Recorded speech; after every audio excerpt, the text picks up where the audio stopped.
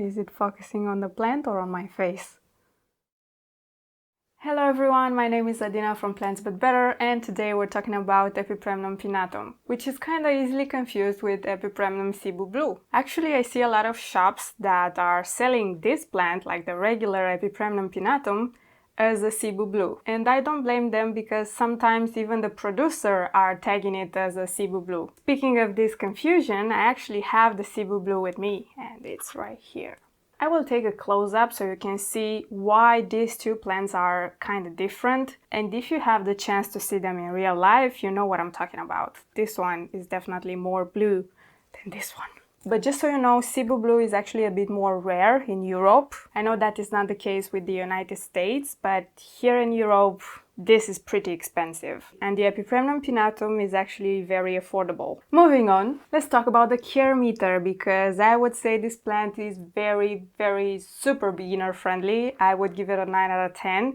If you know the basics of caring for a houseplant, you will not have any problem with this plant. I would totally recommend this plant for beginners. But then let's talk about light. Let's just start this video already. Epipremnum Pinnatum needs a lot of bright indirect light to get massive, basically. As you can see, the leaves don't have any variegation, so this plant can definitely survive in medium light as well. However, I find that the case with medium light, this plant will not actually grow as beautifully as it can grow in bright indirect light. If your house is not that bright, you can help it with grow lights as well. I tried that and it was successful. So this plant is pretty much very reliable. You can still get it if you don't have the best conditions. Moving on to watering. I would say this plant can be watered once a week during growing season, and in the winter I would stretch that period of time to maybe 2 weeks or 10 days.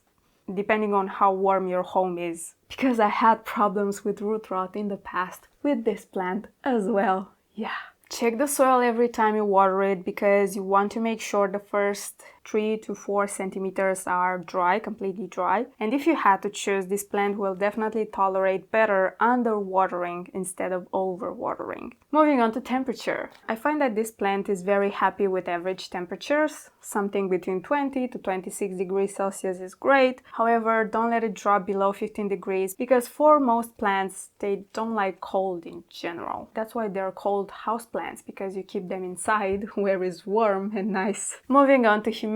Epipremnum Pinnatum is a very tolerable plant. So you can keep it in average humidity, something like 50%, or you can spoil it with some higher humidity. That would be great for developing area roots and faster growing. Moving on to fertilizer. This plant can be fertilized once a month during growing season. For the colder periods of time, I would choose to dilute my fertilizer a bit more and to feed my plant a bit less often. During winter, you don't want to fertilize that much because most plants usually go through dormancy. If you don't see your plant growing, don't feed it. I use an NPK ratio of 10-10-10 because I like to give them all the nutrients in balance, but that is just my personal preference. You can definitely use regular houseplants fertilizer, something richer in nitrogen, for example. That would be great for the foliage or whatever you have in your home. Let's move on to substrate. So this plant needs a very lightweight substrate, a very lightweight mix. My mix contains some coco coir, some perlite, and some orchid barks, or some pine barks. You can also add a bit of regular potting soil or some vermiculite, but whatever you do, please don't just use regular potting soil. That is usually way too heavy on the roots, and that would lead to root rot.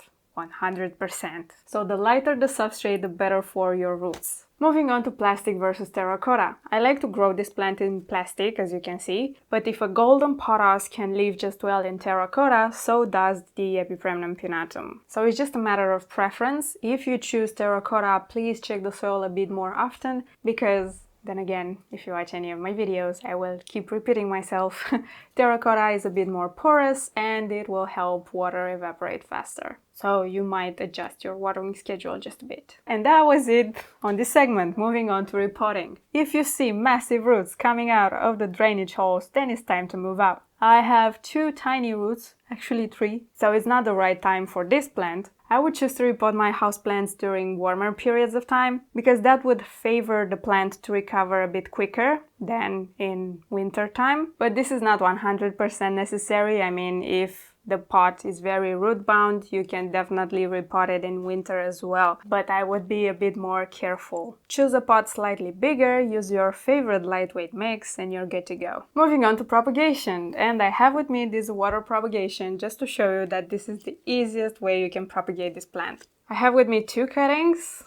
This one, which is a top cutting, which is basically cut from the top of the plant. Is it focusing on the plant or on my face? And this one is a mid cutting, so basically a middle cutting. I will not place them into a substrate just yet. I like my roots to be a bit more stable than this. So water propagation is the safest bet. However, you can propagate this plant by air layering as well. We will have a different video about that, very specific, very detailed. You can also propagate this plant by leafless no cuttings. If your plant grew leggy and you have a very long vine that is empty, you can cut it into segments, place them into a clean container with some sphagnum moss and some coco coir, or some coco coir, spray them with a bit of water, place them into a zip bag, and then just wait until new plants grow, basically. You can also propagate it directly into soil, again with cuttings. I don't have much success with that, so I will not recommend it for a beginner. And that's all I had to say in here. Let's move on to pests. So you may notice that this plant actually has some cinnamon on top. And the way to prevent more fungus gnats to appear is to use some cinnamon. I mean,